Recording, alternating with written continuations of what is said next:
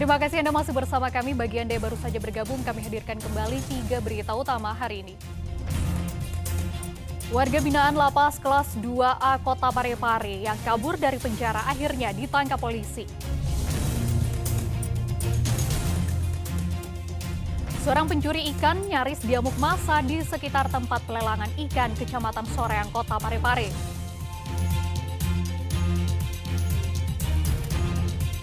Sejumlah pelanggaran pemilu tercatat oleh Bawaslu Kabupaten Goa, diantaranya keterlibatan 2 ASN dalam kampanye salah satu caleg.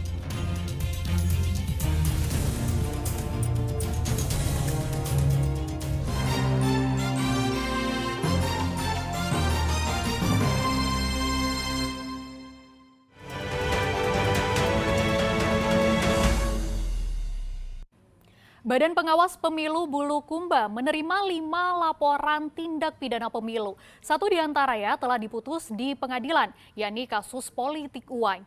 Kasus ini melibatkan salah seorang relawan caleg dari partai peserta pemilu 2024. Tindak pidana pemilu atau kecurangan pemilu masih mewarnai pesta demokrasi di Indonesia. Badan Pengawas Pemilu Bawaslu Bulukumba menerima 5 laporan pelanggaran pemilu.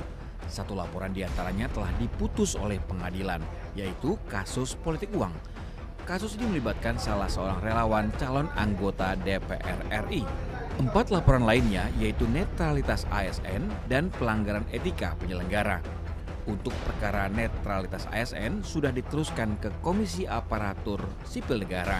Sementara untuk pelanggaran etika, yaitu 2 anggota Panitia Pengawas Kecamatan atau Panwascam telah diberi sanksi berupa teguran dari Bawaslu Bulukumba. Karena itu terjadi sebelum masa kampanye, oleh karena itu pada waktu itu hasil pengawasan kita itu langsung diteruskan ke KSC. KSC sudah memberikan sanksi terkait dengan ASN-nya yang diduga melanggar berkaitan dengan netralitas ASN. Ada berapa ASN yang melanggar? Ada 1 yang telah mendapat sanksi dari KSC. Kemudian kasus Netralitas penyelenggara diduga saya kira kemarin sudah putus di pengadilan. Yang penyelenggara Pak, apa itu? Penyelenggara itu adalah soal penyelenggara ad hoc di tingkat kecamatan. Kabupaten Bulukumba diketahui masuk dalam zona merah kasus pelanggaran pemilu atau TPILU di Indonesia, utamanya kasus politik uang dan kasus netralitas ASN. Andi Muhammad Sardi melaporkan dari Kabupaten Bulukumba. Pesta demokrasi kurang dari 2 minggu, namun sejumlah pelanggaran pemilu tercatat oleh Bawaslu Kabupaten Goa. Di antaranya pelanggaran itu yakni keterlibatan 2 ASN dalam kampanye salah satu caleg. Lantas bagaimana hukum di negeri ini mengatur netralitas ASN dalam pemilu?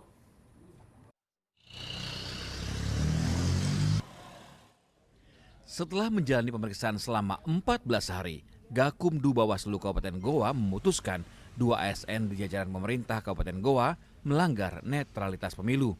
Keduanya terlibat dalam kampanye menggunakan atribut salah satu partai peserta pemilu 2024. Kedua ASN ini kedapatan ikut mendukung salah satu caleg dan partai yang merupakan peserta pemilu. Bukti-bukti yang dikantongi Gakumdu Bawaslu Goa yaitu rekaman video dan foto-foto. Dari hasil serangkaian pemeriksaan kedua ASN yang bertugas di Dinas Kesehatan dan guru itu tidak memenuhi unsur tindak pidana pemilu. Bawaslu memberikan rekomendasi kepada Komisi Aparatur Sipil Negara untuk diproses lebih lanjut terkait pelanggaran disiplinnya. Sudah kita kirimkan beberapa hari yang lalu. Ini merupakan tindak lanjut terkait adanya dugaan pelanggaran peraturan perundang-undang lainnya, yakni terkait dengan netralitas ASN dalam proses pelaksanaan tahapan pemilu. Nah, berdasarkan hasil kajian di Bawaslu Kabupaten Goa, kedua ASN tersebut itu diduga telah melakukan pelanggaran netralitas ASN sebagaimana ketentuan dalam pasal 2 huruf F, pasal 9 ayat 2 Undang-Undang Nomor 20 tentang tahun 2023 tentang ASN. Menyikapi banyaknya temuan Gakumdu Bawaslu Goa sejak dimulainya kampanye pemilu sejak 28 November tahun lalu hingga saat ini, tercatat 6 laporan perkara pemilu yang sudah diproses oleh Bawaslu. Dari 6 perkara itu, 2 ASN terbukti terlibat dan melanggar ketidaknetralannya dalam menyambut pesta demokrasi. Tetapi dalam arti di sini dia tidak aktif. Dia tidak aktif. Dia hanya mendengarkan visi misi calon. Yang dilarang itu ikut serta melakukan kampanye. Karena itu yang dilarang. Artinya apapun unsur kampanye yang melekat pada dirinya, baik secara simbol, gestur, verbal, sikap yang mengarah kepada calon tertentu, itu yang dilarang. Berarti yang 2 kedapatan ini ikut terbukti. Jadi ASN sebenarnya boleh memenuhi hak politiknya dengan menghadiri kampanye untuk mendengarkan visi misi caleg maupun partai, namun tidak boleh menggunakan atribut maupun simbol partai peserta pemilu. Karena ASN telah diikat dalam Undang-Undang Pemilu Nomor 7 Tahun 2023 tentang netralitas ASN dan sanksi pidananya. Andi Muhammad Sardi melaporkan dari Kabupaten Goa. Komisi Pemilihan Umum Daerah Kabupaten Maros menggelar simulasi pemungutan dan perhitungan suara di TPS lokasi khusus. TPS lokasi khusus ini berada di dalam lapas dengan menyasar ratusan orang warga binaan. Satu persatu warga binaan lapas kelas 2B Maros mengikuti tata cara pelaksanaan pencoblosan untuk pemilu 14 Februari mendatang. Simulasi di TPS khusus dalam lembaga pemasyarakatan tidak memiliki perbedaan dengan TPS pada umumnya. Setiap warga binaan secara bergantian masuk ke dalam bilik suara memilih calon presiden dan wakil presiden, DPD RI, DPR RI, dan DPRD provinsi. Untuk surat suara DPRD Kabupaten hanya bisa dilakukan oleh warga binaan yang berdomisili di dapil tempat TPS khusus ini. Karena lokasi yang terbatas dan lebih privasi sehingga terdapat pemilih khusus dan pemilih tambahan. Simulasi ini diharapkan dapat memberikan gambaran dan pemahaman pada warga binaan terkait proses pelaksanaan pemungutan suara nantinya.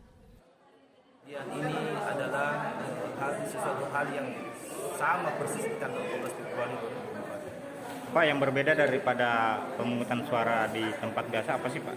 Mengingat ini kan pemungutan suara khusus Pak. Yang berbeda itu kan ini TPS lokasi khusus ya, tentu beda dengan TPS-TPS yang ada di luar lapas ini. Itu yang membedakan terkait dengan DPTB, pemilih, kemudian DPK, kemudian DPTB yang DPT yang DPK. Untuk lapasnya sebenarnya lapasnya umum, hanya memang bentuk TPS dari KPU itu termasuk adalah TPS khusus. Sebelumnya kan cuma hanya masalah pemilih ya, karena ada keluar masuk dari DPT itu, ada yang bebas, ada yang masuk. Kemudian untuk pelaksanaannya, kemudian DPT-nya ada keluarga binaan, makanya disebut TPS khusus. Sejauh ini secara umum koordinasi komunikasi kami dengan KPUD, DPK, DPS itu berjalan lancar. Saat ini terdapat 280 orang warga binaan yang terdata sebagai daftar pemilih tetap. Pihak lapas juga telah memastikan seluruh rangkaian pemungutan dan perhitungan suara di tempat ini dapat berjalan dengan lancar. Termasuk memastikan hak suara bagi warga binaan dapat disalurkan pada 14 Februari mendatang. Rai Sahabu melaporkan dari Kabupaten Maros. Puluhan pemilih lansia dan kaum difabel mengikuti simulasi pencoblosan di bilik suara.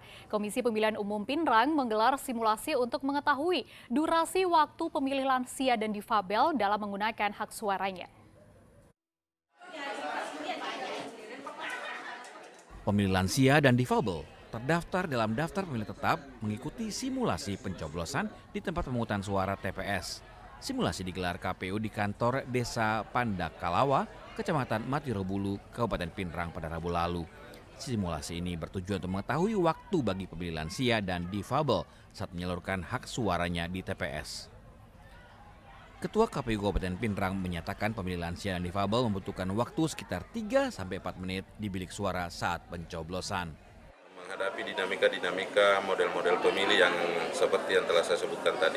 Nah, gambaran yang diperoleh dari simulasi ini apa saja Pak? Ya, kita sudah bisa mengukur limit waktu yang digunakan, kemudian penanganan kepada pemilih-pemilih yang khusus tadi. termasuk bukan hanya disabilitas, tapi termasuk pemilih DPTB dan daftar pemilih khusus yang datang menggunakan KTP.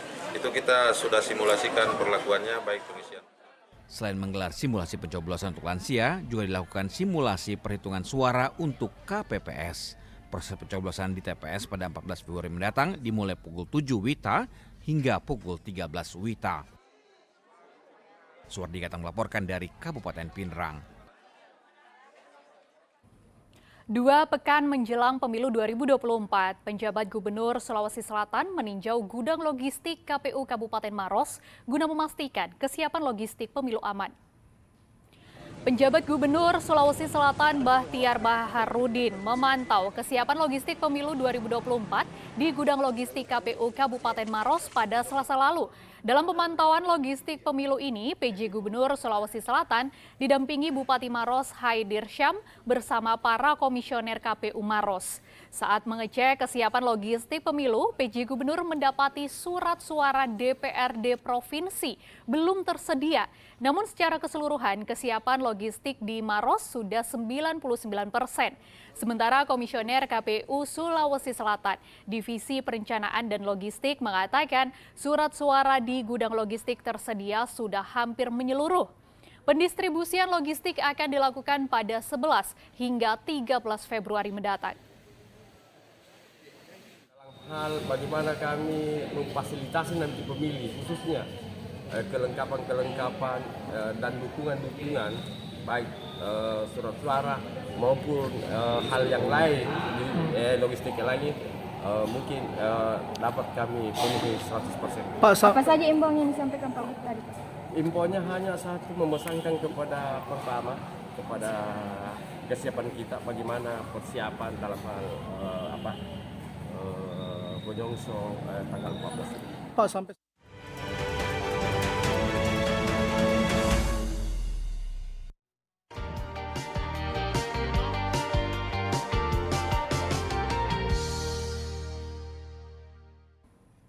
Informasi tadi mengakhiri jumpa kita. Atas nama rekan bertugas, Sevrin Meriana mengucapkan terima kasih atas kebersamaan Anda. Selamat beraktivitas dan sampai jumpa.